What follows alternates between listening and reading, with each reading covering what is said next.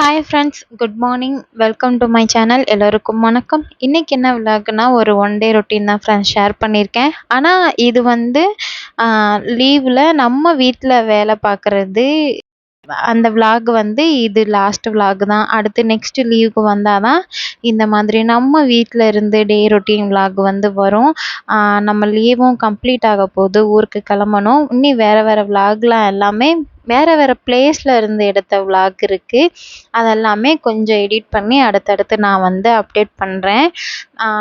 இது வந்து அன்னைக்கு டே வந்து ஒரு 5:30க்கு தான் ஸ்டார்ட் ஆச்சு. நான் வந்து கொஞ்சம் ரெடி ஆகிட்டு 6 மணி போல் தான் வெளியிலே வந்தேன். ஆனால் நல்லா வெளிச்சமாயிருச்சு. இப்போலாம் 5:30க்கே வந்து பொழுது எல்லாமே நல்லா விடிஞ்சிருது. அதனால் நான் ஒரு 6 மணிக்கிட்ட தான் வந்து வாசலெல்லாம் கூட்டி தண்ணியெல்லாம் தெளித்து விட்டுட்டு இருந்தேன். மேக்ஸிமம் நான் தான் சொல்லியிருக்கேனே, எங்கள் வீட்டில் வந்து 6 மணிக்குள்ளே வாசலெல்லாம் தெளிச்சிரணும். நான் வந்து கொஞ்சம் எழுந்து குளித்து ரெடி ஆகிட்டு வர்றதுக்கு கொஞ்சம் டைம் ஆயிடுச்சு. அதனால் சரின்ட்டு ஒரு 6 மணிக்கிட்ட வாசலெல்லாம் தெளிச்சாச்சு. அந்த சிமெண்ட் போட்டிருக்கோம்ல, அது வரைக்கும் மட்டும்தான் தண்ணி ஊற்றி தெளிப்போம். அதுக்கப்புறம் வந்து இந்த மாதிரி மாட்டு சாணம் வச்சு தான் நாங்கள் வந்து தண்ணியில் நல்லா கரைச்சிருவோம். கட்டி இல்லாமல் நல்லா கரைச்சிட்டு அதுக்கப்புறம் அந்த மண்ணில் இருக்க பகுதியில் எல்லாமே நல்லா தெளித்து விடுவோம். இப்போ தான் வீட்டுக்கு முன்னாடி போர்ட்டிக்கோ, சிமெண்ட்டு அந்த மாதிரி போட்டு காங்கிரீட் போட்டு பண்ணிட்டனால தண்ணி ஊற்றி அலசிடுறோம். முன்னாடி எல்லாமே வீட்டில் படி முடிஞ்சோடனே மண் தர தான் ஸ்டார்ட் ஆகும். நல்லா சாணம் தான் கழிச்சு நல்லா தெளித்து வச்சுருப்போம். அந்த மாதிரி தான் ஃப்ரெண்ட்ஸ். இப்போ அந்த சிமெண்ட் இருக்கிற வரைக்கும் தண்ணி, அதுக்கப்புறம் அங்கிட்டு ஃபுல்லுமே நல்லா சாணம் தான் கழிச்சு தெளிப்போம். ஏன்னா அது வந்து நல்ல ஒரு கிருமி நாசினி. அதுக்காக தான் நாங்கள் வந்து நான் இல்லை, எங்கள் ஊரில் இருக்க எல்லாருமே இந்த மாதிரி தான் வந்து ஃபாலோ பண்ணுவாங்க. மற்ற நாள் நம்மளால சில நாட்கள்லாம் மாட்டு சாணமே கிடைக்காது. இப்போ தான் கொஞ்சம் வெள்ளி செவ்வாய் அந்த மாதிரி டயத்தில் தெளிக்கிறாங்க. மேக்ஸிமம் எல்லாருமே டெய்லியும் இந்த மாதிரி தான் நம்ம வீட்டில் எப்படி ஃபாலோ பண்ணுறோமோ அது மாதிரி தான் ஃபாலோ பண்ணுவாங்க. அதுக்கப்புறம் வந்து கிச்சனுக்குள்ளே வந்து டீ போட்டேன். நம்ம மாட்டு பால் தான். பாலெல்லாம் நாங்கள் வாசலெல்லாம் தெளிச்சிட்டு இருக்கும்போதே பால்காரங்களும் வந்து பாலெல்லாம் பீய்ச்சி கொடுத்துட்டு போயிட்டாங்க. நம்ம வீட்டுக்கு தேவையான அளவு எடுத்து வச்சுட்டு மீதி பால் எல்லாமே அவங்களே ஊற்றிட்டு போய் அவங்க மொத்தமாக வச்சு சேல் பண்ணிப்பாங்க. நம்மளுக்கு வந்து மந்த்லி இவ்வளோ பைசா வந்து லிட்டருக்கு என்ன ரேட்டு, மந்த்லி எத்தனை லிட்டர் வந்திருக்கோ அதுக்கேற்ற பைசா வந்து நம்மக்கிட்ட கொடுத்துருவாங்க. அப்புறம் அன்னைக்கு வந்து திருப்பரங்குன்றம் முருகன் கோவிலுக்கு போகிற வேலை இருந்தது ஃப்ரெண்ட்ஸ். அன்னைக்கு வந்து பிரேக்ஃபாஸ்ட்டு யாருமே எதுவுமே சாப்பிடல. ஒரு டீ மட்டும் குடிச்சிட்டு அப்படியே நாங்கள் வந்து ஒரு 7:30 போது எல்லாமே வீட்டில் இருந்து நாங்கள் எல்லாருமே ஃபேமிலியாகவே கிளம்பிட்டோம். எங்கள் ஃபேமிலி ஒரு ஸ்கூட்டியில் வந்தோம். அத்தை மாமா வந்து அவங்களும் அவங்களோட வண்டியில் வந்தாங்க. இது வந்து ஒரு வேண்டுதலுக்காக தான் போயிருந்தோம். ஆனால் நான் எப்போவுமே லீவுக்கு வந்தேன்னா கண்டிப்பாக வந்து திருப்பரங்குன்றம் முருகனை வந்து ஒரு தடவை தரிசனம் பண்ணிட்டு தான் நான் போவேன். போன லீவுக்கு வந்து ஆதிக்குட்டிக்கு வந்து மொட்டை எடுத்துட்டோம்னு நினைக்கிறேன். இந்த லீவுக்கு வந்து ஒரு வேண்டுதல் இருந்தது. அதுவும் நல்லபடியாக நடந்துட்டு இருக்கு. சரி, அதனால் அதை கொஞ்சம் பூர்த்தி பண்ணிடலான்னு சொல்லி முருகப்பெருமானுக்கு நன்றி சொல்கிற விதமாக இன்றைக்கி வந்து நாங்கள் கோவிலுக்கு போயிருந்தோம். கரெக்டாக நான் ஒரு 20 நிமிஷம் தான் ஆகும் நம்ம வீட்டில் இருந்து இங்கே முருகன் கோவிலுக்கு வர. இது வந்து முதல் படை வீடு திருப்பரங்குன்றத்தில் இருக்கிறது எல்லாருக்குமே தெரியும். ரொம்ப இங்கே தான் வந்து ஃபேமிலியோட காட்சி அளிக்கிறாரு அப்படின்னு சொல்லுவாங்க. ஆனால் மூலவர் எப்படி இருப்பாருன்னா உட்காந்து தான் நல்லா உட்காந்து தான் மக்களுக்கு வந்து அருள் அளிப்பார் அப்படின்னு சொல்லுவாங்க. இன்னொரு இடத்துல தான் ஃபேமிலியோட அப்படியே இருக்கும். அது எல்லாமே கொஞ்சம் பக்கம் பக்கம் தான் இருக்கும். உள்ளே வந்து மொபைல் வந்து நம்மளுக்கு அலோடு இல்லை. அதனால் சாமியெல்லாம் கும்பிட்டு முடிச்சுட்டு இது வந்து வெளியில் வரும் பொழுது சும்மா கொஞ்சம் கொஞ்சம் அங்கங்கே வீடியோ எடுக்க முடிஞ்சது. உள்ளே கண்டிப்பாக ஃபோன் அலோடே இல்லை. அதனால் சாமியெல்லாம் கும்பிட்டுட்டு பிரசாதமாக இந்த இடத்துல வந்து அந்த சாமிக்கு அபிஷேகம் பண்ண அந்த பால் வந்து கொடுப்பாங்க. நம்ம அங்கே சாமி கும்பிட்டுட்டு இந்த வழியாக தான் வரணும். வரும்போது அப்படியே எல்லாருமே கொஞ்சம் கொஞ்சம் பால் வாங்கி பிரசாதம் வந்து கொஞ்சம் எடுத்துப்பாங்க. இந்த மயில் தோகை வச்சு வீசுகிற இந்த தாத்தாவை மீனாட்சி அம்மன் கோவில்லையும் பார்க்கலாம். நாங்கள் போனது செவ்வாய்க்கிழமை, நல்ல விசேஷமான நாளுன்றனால இவர் எப்போவுமே மீனாட்சி அம்மன் கோயிலில் தான் இருப்பாங்க அந்த தாத்தா. ஆனால் இன்னைக்கு வந்து இங்கே திருப்பரங்குன்றம் கோவிலுக்கும் வந்திருந்தாங்க. அதுக்கப்புறம் அங்கே நிறைய மங்கி இருந்தது. என்ன பசங்களுக்கு வந்து அதை பார்த்தோன்னே ரொம்ப குஷி ஆயிருச்சு. ஏன்னா அவங்கள தாண்டி சேட்டை பண்ணுற ஆள் நம்மக்கிட்ட 2 பேர் இருக்காங்க. குரங்கவே விடாம வம்புக்கு இழுத்தாச்சு. இவங்க வான்னு கத்த பதிலுக்கு அதுவும் இவங்க எப்படி கத்துறாங்களோ சேம் அதே மாதிரியே அந்த மங்கியும் பண்ணுச்சு. கொஞ்ச நேரம் அவங்கள அங்கனக்குள்ள நின்று பார்க்க விட்டுட்டு அதுக்கப்புறம் அப்படியே அங்கேருந்து கூட்டிட்டு வந்துட்டோம். அத்தை வந்து நம்மளுடைய வீட்டில் இருந்த பாலை எடுத்துட்டு வந்திருந்தாங்க அபிஷேகம் பண்ணுறதுக்கு. கொடுத்துட்டு அதுக்கப்புறம் அந்த பாலை எல்லாம் குடிச்சிட்டு கோவில்லையுமே பிரசாதமாக வந்து பொங்கல் கொடுத்துருந்தாங்க. தேவாதிக்கும் டைம் ஆயிடுச்சுன்றனால அவங்களுக்கும் நல்லா திருப்தியாக சாப்பாடை விட்டுட்டு ஃபஸ்ட்டு ஒரு டைம் எல்லாம் வாங்கி சாப்பிட்டுட்டு திரும்ப குழந்தைக்காக இன்னொரு டைமும் வாங்கி கொடுத்தாச்சு. நாங்கள் உட்காந்துருந்த இடத்துல வந்து கால பைரவர் இருந்தார். அதை தான் நான் வீடியோவில் காமிச்சிருந்தேன். அவரை தரிசனம் பண்ணிவிட்டு அப்படியே அங்கே உட்காந்து சாப்பிட்டுட்டு சரி இனி போய் வீட்டில் வந்து பிரேக்ஃபாஸ்ட்டு பண்ணணும்னா ஆல்ரெடி 9, 9:30 கிட்ட 10 மணிக்கிட்ட ஆயிடுச்சு. இனி போய் பண்ணி சாப்பிட இன்னும் டைம் ஆகும்னு சொல்லிட்டு பக்கத்துலேயே ஒரு ஹோட்டல் இருந்தது. அங்கேயே போய் எல்லாரும் சாப்பிட்டுட்டு அப்படியே வீட்டுக்கு கிளம்பியாச்சு. வரையில் இந்த ஐஸ் வண்டியை பார்த்தாச்சு. அப்புறம் தேவாதியும் இல்லை ஐஸ் வாங்கியே ஆகணும்னு சொல்லிட்டு அதனால் எல்லாருமே அதுக்கப்புறம் வாங்கி சாப்பிட்டாச்சு. நார்மலாக அது வீட்டில் இருக்கையிலலாம் இந்த ஐஸ் 20 ரூபா தான் கொடுத்துட்டு போவாங்க. சேம் இதே மாதிரி இதே ஃப்ளேவர் தான், கொஞ்சம் கூட மாற்றமே இருக்காது. ஆனால் கோவிலில் 50 ரூபா. நம்ம ஒன்றும் பண்ண முடியாது, வாங்கித்தான் ஆகணும்னு சொல்லிட்டு வாங்கிட்டு அப்படியே அத்தை மாமா வந்து பக்கத்தில் மார்க்கெட்டும் இருக்குது, அவங்க வந்து காய் வாங்க போயிட்டாங்க. நாங்கள் வந்து மத்தியானம் லன்ச்சு ரெடி பண்ணலாம் அப்படின்னு சொல்லிட்டு நான் ஃபஸ்ட்டு சாதம்லாம் வச்சுட்டேன்.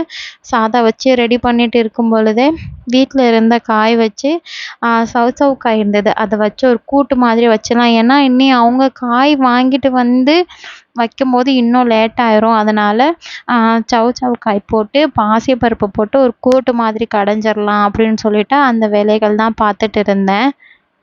இப்போ இது என்னுடைய அம்மா வீடாக இருந்துச்சுன்னா நான் என்ன பண்ணியிருப்பேன்னா வந்தோடனே பேக்கெல்லாம் அங்கிட்டு இங்கிட்டு வச்சுட்டு மாலை இந்த அபிஷேகம் பண்ணது அதெல்லாம் கரெக்டாக அங்கங்கே எடுத்து வச்சுட்டு அப்படியே பேசாமல் உட்காந்து ஒன்று ஃபோனை பார்த்துட்டு இருப்பேன், இல்லாட்டினா பேசாமல் தூங்கணுமான்னு சொல்லிட்டு தூங்கிடுவேன்.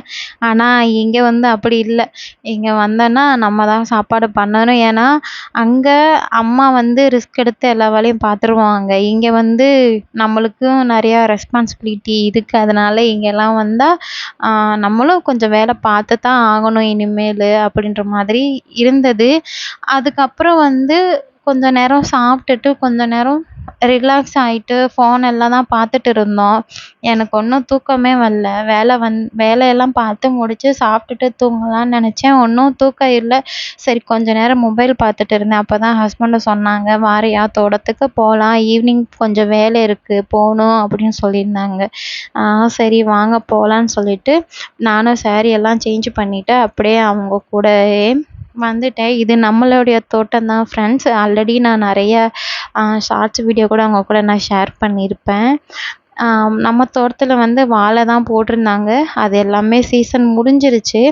அதுக்கப்புறம் வந்து கொஞ்சமாக தேக்கு கன்று, தென்னங்கன்று, அதுக்கப்புறம் சின்ன நெல்லிக்காய், பெரிய நெல்லிக்காய் அந்த மாதிரி கொஞ்சம் கொஞ்சம் வச்சுருக்கோம். ஆனால் இந்த தடவை என்னன்னு தெரியல, வாழைக்காய் எல்லாமே நல்லா வந்து அந்த அறுவடைக்கு வர டயத்தில் ஏதோ ஒரு மாதிரி சீக்கடிச்சு மரம் எல்லாமே வேஸ்ட் ஆயிடுச்சு. இந்த தடவை வந்து அத்தை மாமாவுக்கு வந்து கொஞ்சம் நஷ்டம்தான் சொல்லணும். ஏன்னா கரெக்டாக அந்த காய் அறுவடை பண்ணும் பொழுது மரத்தில் ஏதோ சீக்கடிச்சு மொத்தமாக ஓரளவுக்கு வராமல் பகுதிக்கு பகுதி கூட கிடைக்கல, ஃபுல்லாக டேமேஜ் ஆயிடுச்சு. ஆனால் இப்போதைக்கு என்ன பண்ணுறாங்கன்னா அந்த இலை வரும், இலை மட்டும் வீக்லி 1 டைம் வந்து அறுத்து எடுத்துப்பாங்க. நாங்க எதுக்கு போயிருந்தோம்னா, ஹஸ்பண்ட் வந்து கொஞ்சம் தண்ணி பாய்ச்சணும் அப்படின்னு சொல்லியிருந்தாங்க. சரி வாங்க போலாம். அதே மதியம் வந்து நல்லா தூங்கிட்டு தான் இருந்தாங்க. அத்தை, மாமாவும் வீட்ல தான் இருந்தாங்க. சரி அவங்க பார்த்துக்கட்டும் நம்ம போலான்னு சொல்லிட்டு, நாங்க அப்படியே 2 பேரும் எந்திரிச்சு கிளம்பி வந்துட்டோம். என்ன ஹஸ்பண்டுக்கு வந்து லீவுக்கு வந்துட்டாலே அவங்களுக்கு ஃபுல் அண்ட் ஃபுல் இந்த தோட்டத்திலே சரியா போகும். விட்டா அவங்க ஃபுல்லும் தோட்டத்து வேலை தான் பார்த்துட்டு இருப்பாங்க. நான் தான் எங்கேயாவது போகணும், வா போகலாம், அம்மா வீட்டுக்கு போகணும், கோவிலுக்கு போகணும், வெளியில போகணும்னு சொல்லிட்டு நான் தான் அவங்கள எங்கேயாவது வெளியில கூட்டிட்டு போயிருவேன்.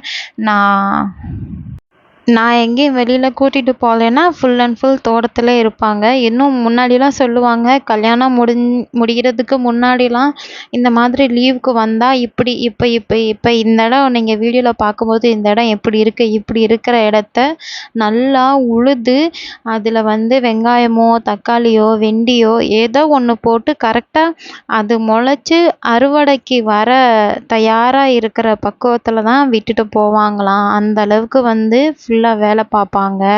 இப்போ நீ வந்ததுக்கு அப்புறம் தான் என்னால் இந்த மாதிரி எங்கள் அப்பாங்களுக்கு வந்து நல்லா வேலை பார்த்து கொடுக்க முடியல. என்னை அங்கே வா இங்கே வான்னு சொல்லி வெளியில் கூட்டிகிட்டு போய் டைம் வேஸ்ட்டு பண்ணுற, டிஸ்டர்ப் பண்ணிடுற அப்படின்னு சொல்லிட்டு இருப்பாங்க. அதுக்காக நம்ம போக வேண்டிய இடத்துக்கு போகாமையே இருக்க முடியாதுல்ல. பாக்கி டயத்தில் வந்து அவங்க அம்மா அப்பாவுக்கு நல்லா சப்போர்ட் பண்ணுவாங்க. அவங்களுக்கு வந்து இந்த விவசாயம் பார்க்குறதுனா ரொம்ப ரொம்ப பிடிக்கும். அதுக்கப்புறம் நாங்கள் வந்து கொஞ்சம் சின்ன சின்ன வேலை தான் இருந்தது. ஹஸ்பண்ட் தான் பார்த்துட்டு இருந்தாங்க. நான் வந்து கூட சின்னதாக ஒரு ஹெல்ப் பண்ணிட்டு அதுக்கப்புறம் மாட்டுக்கு வந்து தேவையான அளவு தட்டையெல்லாம் அறுத்து எடுத்துட்டு வந்தாச்சு. நாங்கள் வரும் பொழுதே மணி வந்து ஒரு 5 கிட்ட இருந்தது. சரி அப்படியே கொஞ்சம் கை காலெல்லாம் அலம்பிட்டு கொஞ்சம் தலையெல்லாம் சீவிட்டு திரும்ப அப்படியே தீபம் போட்டுடலாம். நான் வரும் பொழுது பூ கறக்க வந்து கொடுத்துட்டு போவாங்க. வெள்ளி செவ்வாய்க்கு வந்து நம்ம ஊர்லேயே வந்து பூவெல்லாம் தேவையான அளவு வந்து கொடுத்துட்டு போவாங்க. அதே மாதிரி நான் வரும்பொழுது அவங்களும் வந்திருந்தாங்க. சரி வாங்கிட்டு கையோட பூஜை ரூமில் வந்து தீபம்லாம் ஏற்றியாச்சு. அதுக்கப்புறம் கற்பூரம் எடுத்து வெளியில் போர்ட்டிக்கோ அதுக்கப்புறம் நிலைவாசலுக்கு எல்லாத்துக்குமே காமிச்சிட்டு நம்ம ஹால்லேயும் குட்டியாக ஒரு பிள்ளையார் இருப்பாங்க. அவங்களுக்கும் காமிச்சிட்டு நல்லா திருப்தியாக சாமி கும்பிட்டாச்சு. அப்புறம் வழக்கம் போல் நைட்டு வந்து கிச்சனில் தான் வேலைகள் பார்க்க ஸ்டார்ட் பண்ணிட்டேன். நைட்டுக்கு வந்து இட்லி தான் ஊற்றிருந்தேன். மாவு எல்லாமே அத்தை வந்து ஒரு 3 ஆர் 4 டேஸுக்கு வந்து வர மாதிரி ரெடி பண்ணிடுவாங்க. அதனால் ஃபஸ்ட்டு நான் சொன்ன மாதிரி எப்போவுமே நாங்கள் அதான் ஃபாலோ பண்ணுறது. ஒரு 2 நாளைக்கு இட்லி ஊற்றிக்கலாம், 2 நாளைக்கு தோசை ஊற்றிக்கலாம். மாவு வந்து 2 நாளைக்கு நல்லா இருக்கும். அதுக்கப்புறம் ரொம்ப புளிச்சிட்டு இட்லி ஊற்றினா இட்லி சுத்தமாகவே நல்லா இருக்காது. அதனால் ஃபஸ்ட்டு 2 நாள் இட்லி, அடுத்த 2 நாள் தோசை அந்த மாதிரி தான். காலையில் வச்சேன் அந்த சவுச்சவுக்காய் கூட்டு இருந்தது. அதுக்கப்புறம் கொஞ்சமாக தேங்காய் சட்னி, தக்காளி சட்னி எல்லாம் வச்சுட்டு எல்லாரும் சாப்பிட்டு முடிச்சதுக்கப்புறம் மீதி இருந்த பாத்திரத்தை எல்லாத்தையுமே எடுத்து கழுவி வச்சுட்டேன்.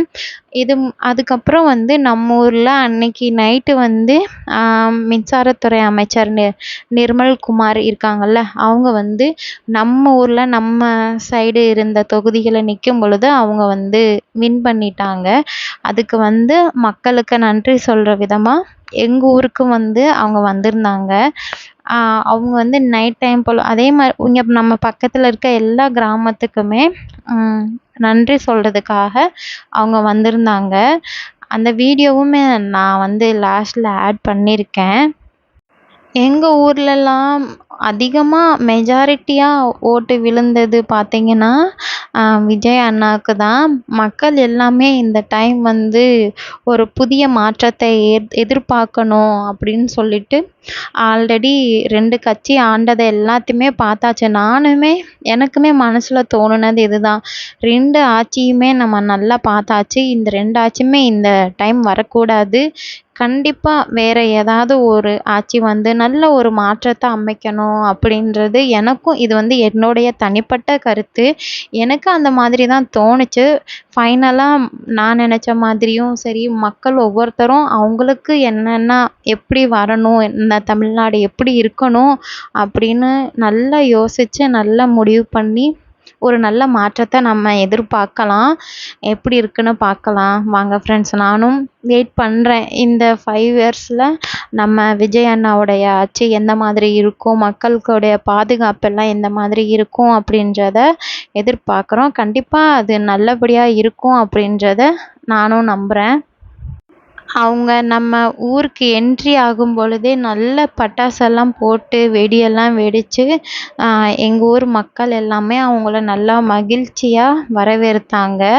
அவங்க வந்ததுக்கு அப்புறம் எல்லாருமே வந்து தீபாரத்தி எல்லாம் காமிச்சு பூவெல்லாம் போட்டு அவங்களுடைய மரியாதையாக நம்ம ஊருக்கு வந்து அழைச்சிட்டு வந்தாங்க. வந்ததுக்கப்புறம் கொஞ்ச நேரம் அங்கே ஸ்டேஜில் ஏறி நின்று எல்லாருக்குமே நன்றி, என்னைய நம்பி எனக்கு வாக்கு போட்ட ஒவ்வொருத்தவங்களுக்கும் கண்டிப்பாக நான் நல்லது பண்ணுவேன், எதுனாலும் சொல்லுங்கள், நான் கண்டிப்பாக என்னால் முடிஞ்ச உதவியை நான் உங்கள் எல்லாருக்கும் பண்ணி கொடுப்பேன். ஏதாவது ஃபங்க்ஷன் வச்சாலும் சொல்லுங்கள், டைம் கிடைச்சதுன்னா கண்டிப்பாக நான் உங்களெல்லாம் வந்து பார்ப்பேன் அப்படின்னு சொல்லியிருந்தாங்க. அவ்வளோதான் ஃப்ரெண்ட்ஸ், வீடியோவோட எண்டுக்கு வந்தாச்சு. இந்த வீடியோ உங்களுக்கு பிடிச்சிருந்ததுன்னா லைக் பண்ணிக்கோங்க, ஷேர் பண்ணிக்கோங்க. நம்ம இன்னொரு வீடியோவில் பார்க்கலாம். தேங்க்யூ, பாய்.